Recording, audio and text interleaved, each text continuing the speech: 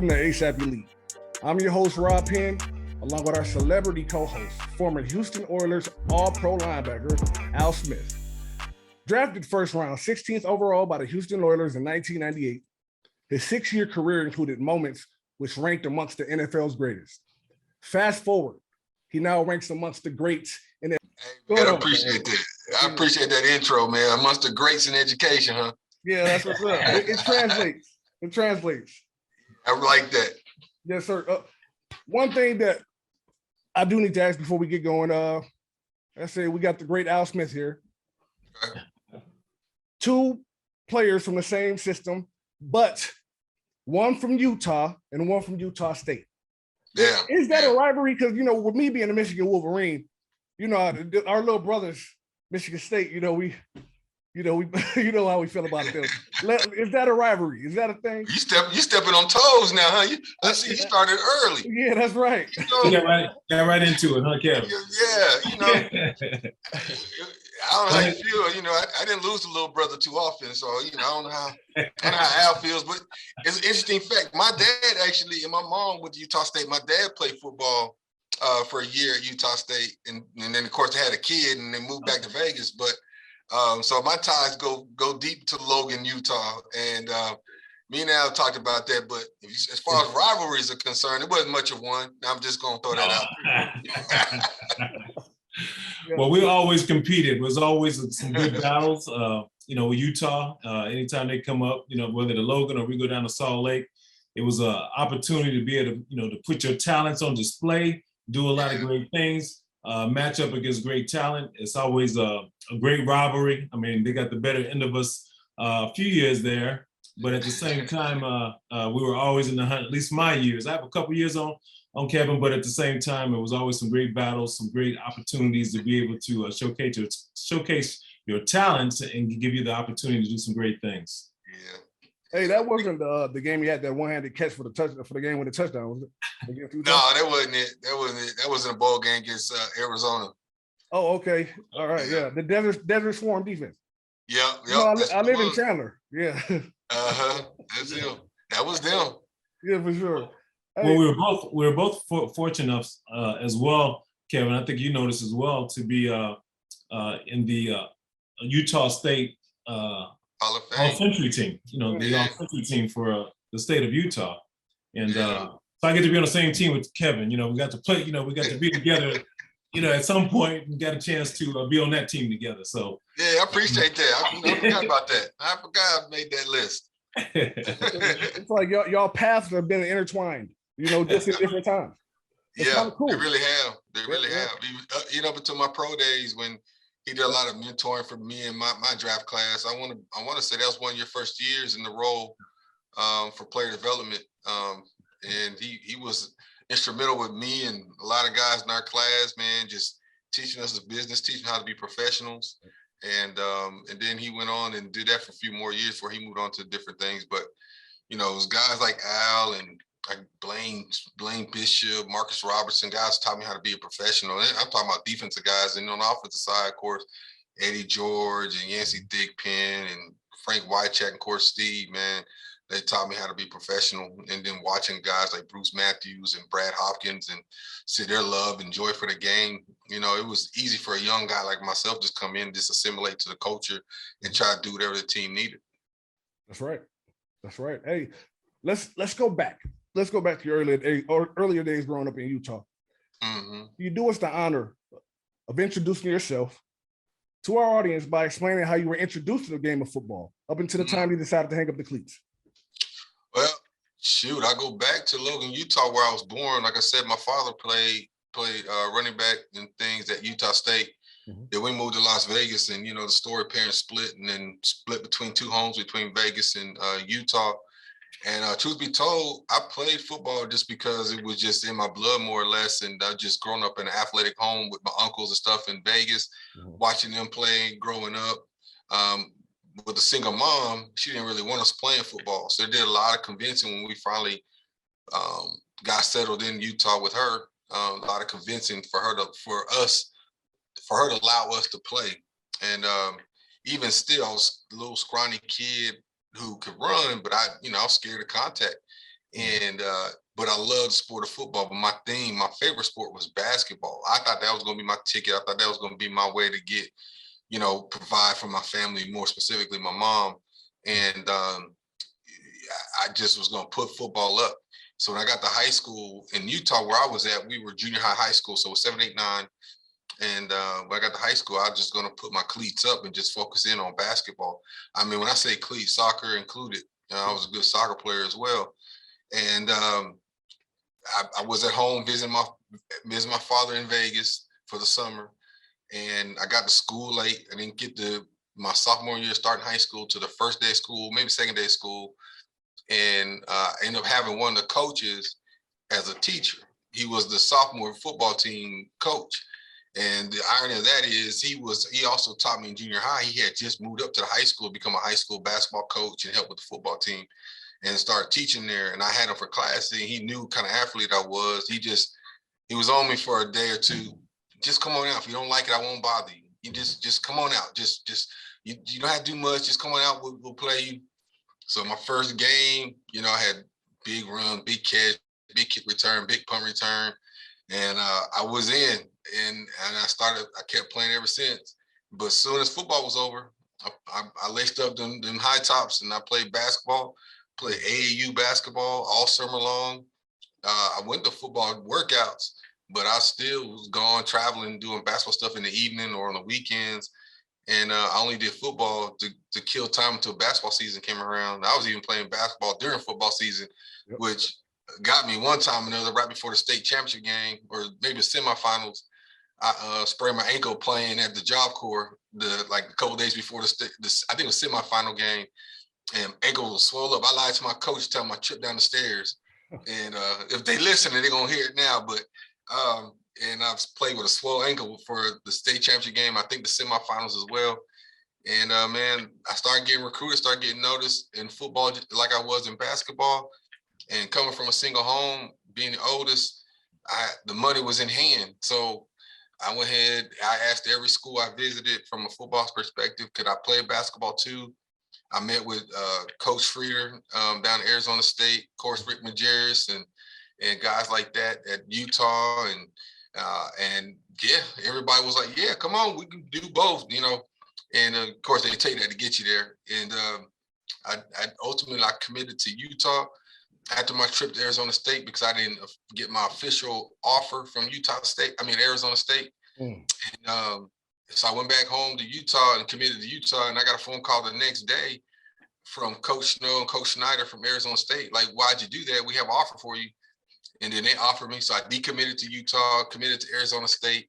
Utah asked me to come visit them, to talk to them one more time. I told them no. My mom, trying to raise a young man, she told me, you committed, you made a commitment to this team, to that school. If you're going to decommit, you need to be a man about it and go say it to them in their face. So she drove me 30, 35 minutes to the University of Utah campus. I get up there and the Bulls are working out in our weight room before they play the Jazz. Mm-hmm. Everybody but Michael Jordan's there, of course. Yes, and I see all that. Then I go meet with Dr. Coleman, Dr. Ron Coleman, who was one of the first Black athletes at the University of Utah. Fred Graves was very instrumental in my growth as a young man. He was like a father figure to me in college. He's the one actually was recruiting me. And of course, Ron McBride was the head coach. And, being 17 years old and having these conversations and them telling you how important I am to their process of changing the University of Utah around and going to the next level made your head spin a little bit. So lo and behold, I had both papers at that time. I'm old now, 46. And you had the papers in hand. They FedEx them to you, to send them in an envelope. You can fax it back or FedEx the papers back. I had them both sit on my table on signing day. And I said, you know what? Utah was with me from the beginning. And I committed to them first because they was with me first. And ultimately, I went with my first commitment, man. And it just happened to work out for me. One of my close partners, you would have played with him if you would have selected Arizona State. My boy, J.R. Redmond. Yeah, he was up there. Deadly. Yeah, I've been deadly. Yeah, for sure. So I was up there with Jake Plummer. What's interesting, though, I wasn't recruited as a wide receiver. I was recruited as a DB, as a corner in the DB. I wasn't even recruited for offense. And my freshman year, we actually played Arizona State opening weekend. And there I am. I'm in between in my red shirt and my offense and my defense.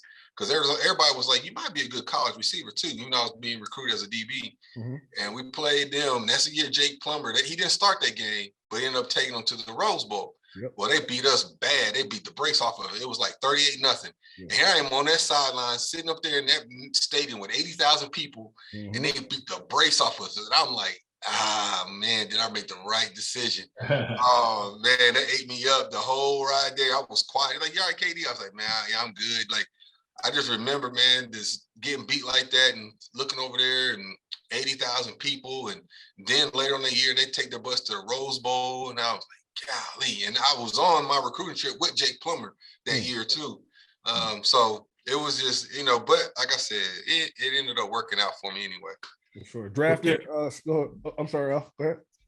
Oh no, I was going to, Kevin. You know, a lot of times, you know, obviously coming from Utah, growing up in Utah, and what have you, you took the football path. But did you see any challenges that you had to deal with being from there? You know, obviously being a minority from there and all that.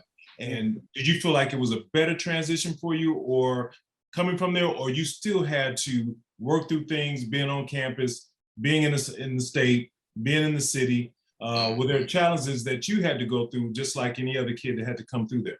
Man, it's interesting you say that.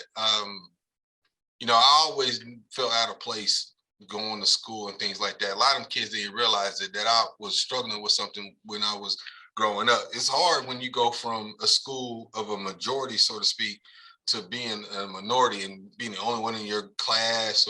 And if you're talking about junior high and high school, almost every day I'm the only Black kid in class. And I had most of the kids I hung out with were Black or Hispanic or Polynesian. And you know, also had some white friends too. But there was always this distinction, because a lot of times it'd just be me, maybe my brother, or one of my friends on the basketball team. On the football team, there's a handful of us. And I remember one of my quote unquote friends saying, you know, you're getting all this attention because you're Black, right? And I just looked and I just shrugged it off and just laughed at it. Yeah, ha, ha, ha. And in my head, I'm thinking, nah, I'm the best athlete in this building. You know what I mean? But, you know, let me know kind of what their thought process was too. They thought it was all race driven because they got the benefit of the doubt a lot of times. You know, I would shoot a three in basketball and get pulled out. You know, they could do no harm. You know what I mean? So it was hard. You couldn't sit me because I was the best athlete. So I got that, but it was like I had a shorter leash, if you will, than everybody else, I felt like. And my football coach, he was good though. He wasn't necessarily like that. He just used me for defense. I wasn't used on the offense side of the ball at all, very rarely.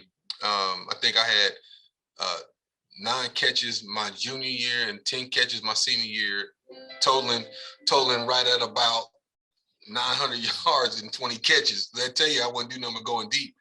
And so, you know, but he was at least getting me involved, did some things with my skill set. And but I'm not Mormon. I'm not a white kid.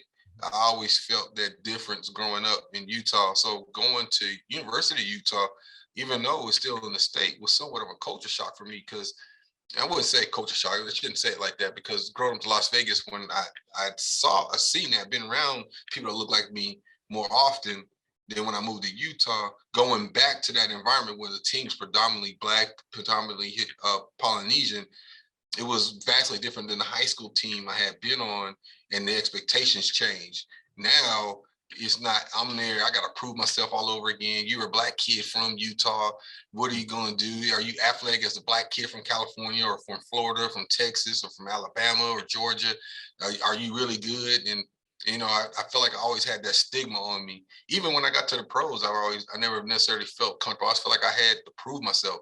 Even being, of course you do, and being a first round pick, but I never felt like I can overcome that insecurity within myself, that I could never meet people's expectations or be good enough. And so I always try to outwork people. And in the pros, it didn't work out as well because of the injuries. But I've always kind of wore that on my shoulders a little bit, that chip on my sleeve a little bit, growing up and playing ball. But do you feel like, Kevin, those experiences that you went through, you know, I have stories as well, you know, coming through Utah, you know, coming from Los Angeles, a big city, to the Utah environment. But from your transition from Utah, do you feel like that those experiences that you had really helped you later in life to where you're at now? Yeah. Coming to Tennessee, fighting through the things you had to fight through, the expectations that you had to deal with, fighting through those, and going through that through academia, your career through academia, and fighting through all that. Do you feel like all those experiences have helped you today? Oh man, absolutely. You know, like I said, I had to fight through a lot of those insecurities myself and how to navigate this world, and realize a lot of that is I can't deal with. It's others' perceptions of me that I can't control. The only thing I can control is myself, and it's taken a lot of growing up in a lot of respects, a lot of maturing for me to come to all that. And being in education, I believe has helped, because I'm been able to help those around me, especially being in a spot of leadership. So yeah, absolutely, man. Life, I think life, if nothing else, it teaches how to navigate the world depending on your experiences. And you just hope that those experiences that you have throughout your life can be translated to something special, whether you're educating somebody else, be your own kids or other kids, or somebody in the organization or business that you're in. You hope that those experiences are enough that you are able to help somebody else overcome. And I think that's the key to parenting, right? You go through your trials, tribulations, so your kids don't have to, but you want them to learn from your experiences. And there's a lot that I have been through. There's a lot that I've experienced, and I know there's plenty that I haven't either. But all those things I think make up who Kevin Dyson is, and I'm gracious for him. There was a time in there where I just was like, man, if I'd have done something different, if I'd have moved back to Vegas with my father, if I'd have went to Arizona State, or if I'd have got drafted at number 8 or number 10 like I was supposed to, how would my life been different? And ultimately, man, it happened how it was supposed to, and it's just how do I grow from that? Mhm. How do I utilize that and flip that narrative and make it in from, if you call it a negative, into a positive? And I like to believe I've done some of that better than others. There's still things I struggle with. There's still things that I can get better at. But ultimately, man, I'm still an individual who's trying to grow. All right, let me add to that, man. That's a great segue. Let's get into the ball and how that serves in life. Football is just a great reflection of life. The tale of the two plays, the ups and downs, they produced a metaphoric life lesson. Yeah. What was the metaphoric perspective, and how do you use it to help your students get through those roller coaster life stages that they're in during those ages? Yeah. The metaphor of life is you prepare yourself to be unprepared, and because you just don't know where life's going to bring you. Every day brings us new challenges. We can align our schedules right to the minute, like from 7 to 7:15, I'm gonna eat breakfast. From 7:15 to 8 o'clock, I'm gonna do this, and then even us scheduling this into our day to have this podcast conversation, we can map out our day. But within that, even as detailed as we can be in our schedule, there's unpredictability. There's that variable that you just don't know where life is going to take you. But it's within those experiences that prepare you for what happens, that unprecedented time that we just don't know. And that's what life comes with that. And so when I talk to kids, man, I speak on the Music Miracle Cutting Up Yards Short. People always focus in on the Music Miracle and how it's feeling, how it was such a great thing. And I tell them, what was interesting about that, I wasn't even supposed to be on the field. And I happen to be the beneficiary of poor execution from a kickoff team and being in the right place at the right time, right? And I wasn't supposed to be on the field. The guy was supposed to be on the field had just went out for concussions. His backup was cramping up. Irony of that is, while the kick returner Derek Mason was getting concussed I think on the punt return it was, or maybe kick return, I was getting IVs because my legs are cramping up. And lo and behold, his backup, Anthony Dorsett Jr., was cramping up. But you fast forward 3 weeks later, I'm in the progression. I know the ball's coming my direction, whether it's going to me and Frank Wycheck, and I come up short. And that's life, right? When you can prepare for everything you have, everything, like I said, be detailed to the minute. and then life throws you a curve and when you least expect it. So when I'm supposed to be involved with something, it doesn't work out. But yet 3 weeks before, I've never practiced it. I watched it, knew the gist of it. I got the instruction on my way to the field, but it didn't work out how I was supposed to. I get the football, and yet I'm hailed as some hero when I didn't do nothing but just run. I just did what I was gifted with was long legs and ability to run. And I get a lot of credit for that. And that's cool and all. I think that you were gifted with that responsibility to bear those because God knew you can handle those. Yeah. And that's why that's one of the reasons why I think I've planted my stakes in education too, because I recognize that that I do have a story to tell and I do have some influence that I could have. The school I'm at now, man, I walk around these hallways and I see kids, man, I see myself a lot. I see a kid that's just a kind of an introvert kid, shy, that just wants to do him and wants to play basketball like me and get his grades and get in and get out.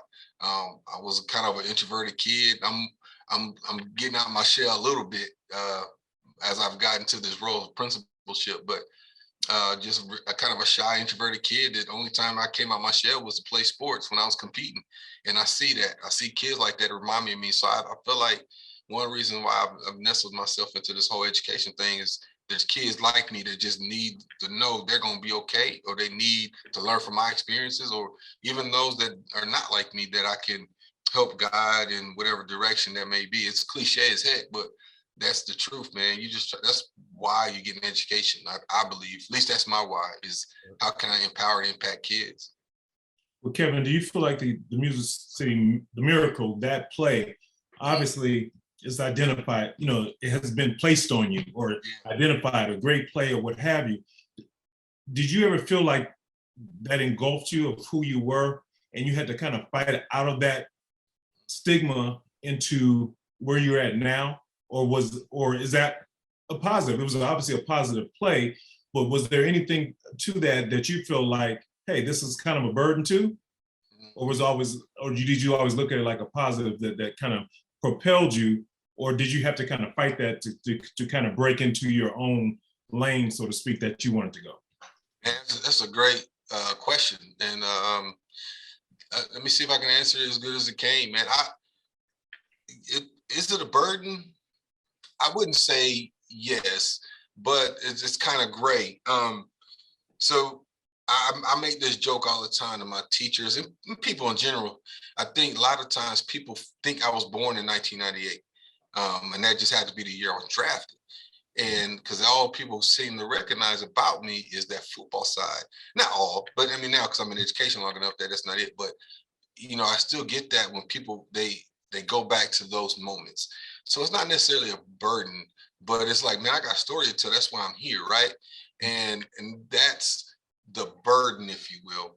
But it opens up doors for me. It gives me an opportunity to have those conversations with people. It's opened up doors for me to meet people. It's opened up doors for me to network, which I don't do a very good job with. And I didn't understand as a young man that I'm understanding now I'm older, that it has provided me opportunities to network with people. And now I'm trying to come back around and catch up.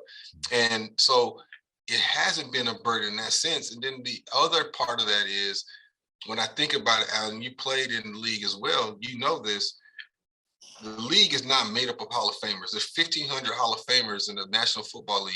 There's 1,500 men in the league every year. So that tells you how rare that is to get into the National Football League. In 102 years of football, there's 1,500 Hall of Famers. The rest of us are role players. The rest of us play our role, play our part to help those guys get to Hall of Fame, get those numbers, get to Hall of Fame, right? But the rest of us are role players. But how many of those role players in 102 years of football are forgotten? People don't talk about. People don't have these conversations. People are not asked to do podcasts with because nobody talks about them. So I'm pretty fortunate because of that circumstance, that unique play that I was fortunate to be part of.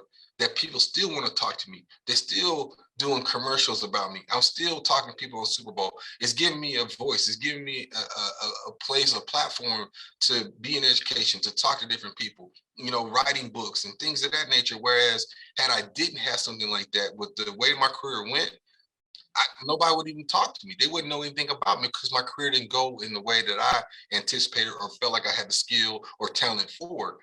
But I had some memorable moments that people still talk about 22 years later. 22 years, yeah, 22 years later. It's just as significant as Franco Harris. You know, hey, before we get out of here, man, I like to leave our audience with a word to affirmation, man. The floor is yours. I know you got to get out of here. I went good, man. I enjoyed the talk, man. This is one of the things, man. We can go on for hours on this. This, as ugly as the world can be at times, one thing I've learned being in education is it all starts with a conversation, and we can't be afraid to have those conversations with people who don't look like us. We can't be afraid to express how something is presented or as we perceive, and have those conversations. And they're not easy conversations. I talked to Tony Kemp. He's a former student of this school. He plays for Oakland A's, plays second base for Oakland A's, and he has a foundation where he talks about the +1 effect. And I'm kind of embracing that because it talks about starting a conversation or race with somebody. In turn, they go on and have that same conversation. And it's going back to that whole, if we're ever going to change this culture, society, we got to be able to have that conversation. And that's part of it. Part of everything that goes on in the world is all based off of ignorance, based off of assumptions, based off of lack of knowledge. And until we get over this uncomfortableness of having these conversations, man, we're never going to get there. So every day I'm talking to kids, specifically kids that look like me, because they are the ones, quote unquote, getting judged on a regular. I tell kids all day long, every time you walk in this building, you got 2 strikes. I tell them, you're African American male, African American female, and it's up to you not to get that 3rd strike, because your 2 strikes is with you every day, all day. So their only interactions are what you present every day in school. Every day you walk in the hallway, that's what they see. That's however you interact, respond, jump to conclusions, fight, be defiant, whatever. That's their only education they're getting from you. So give them something different. Be professional. Talk to them. Ask questions. Be engaged. Do your work. Things of that nature, man. So, you know, if I'm giving any kind of words of wisdom, I just believe, man, everything starts with a conversation. And we can't be afraid to have those conversations if we're ever going to grow as a people. Yeah. I wholeheartedly agree. I just had one of those conversations an hour ago. I sure did. How'd that go? Excellent. Yeah. Yeah. You know, we get so caught up in our own environment, our own fishbowl. Yeah. You know, yeah, we just don't pay attention to what doesn't involve it. You know, so yeah. That's right, man. But yeah, thank you so much. Go ahead. Well, I'd like to say, Kevin, before you head out, man, it was definitely, you know, coming in as a young guy, having the opportunity to work together. And over the years, our relationship has grown, obviously, over the years. But you know how it started, you being the 1st round pick, all those type of things, and coming in and finding your way, fighting your way. It was a pleasure to work with you, to give you those nuggets. To help a guy like you who wanted to be good, who wanted to learn, who wanted to be at his best, do those type of things, and to see where it has gone to today. You know, I commend you, but at the same time, you know, it was a pleasure. Obviously, you know, from the beginning, everybody looks at the end, but I always look at the beginning. Yeah. I know it, bro. And I appreciate you. You've given me a blueprint, you know, and starting when I was a knucklehead 22-year-old kid, and you speaking life into me. And, you know, I know you've been an author and you've done a lot of things entrepreneurial wise, man. You have provided me a blueprint since I was 22 years old. And whether you knew it or not, I was always watching. You know, a lot of times, like I said, I get quiet. I have that I'm a cancer crab, man. I can get in my shell. And but I always watch. I've been very perceptive, and I think that served me well. A lot of respect. So I am a listener too. So I appreciate you saying that, man. Just know I've been appreciate you for 20 some odd years. So thank you, man. Just know I've been watching you, and I know what you've done, and I appreciate y'all giving me an opportunity to provide me with another platform to talk about it, because education is not sexy right now. There's with COVID and education and numbers and lack of learning and all that kind of stuff. It's not a sexy job profession right now, but there's a lot of work be done. A lot of good people putting in a lot of time, a lot of effort for other people's kids, and the lack of appreciation for that, it's hard, man. You don't realize how much garbage teachers deal with from a lack of appreciation from the outside world. People forget these people are educating their kids, and they treat them like they're their employees, and that's not the case, man. So I love it, man, and if I ever get a chance to get a platform, I try to take advantage of it, man. So I appreciate y'all taking time, let me talk. Hey, in addition to that, I also want to show some love to Al Smith, man. Since he's came in my life, man, he's added nothing but value, brother. Yeah. Much love and much respect. Thank you for being my mentor, man, and joining me on this platform and this show today, man. Appreciate it. Yes, sir. Yeah. Appreciate both you guys, man. Yeah, man. Anytime. I'm glad we got it scheduled, man. I know it's been a minute, so I appreciate you being patient with me. Yeah, no doubt. Next time in Nashville. Yeah.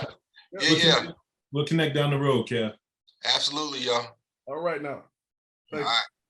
Later.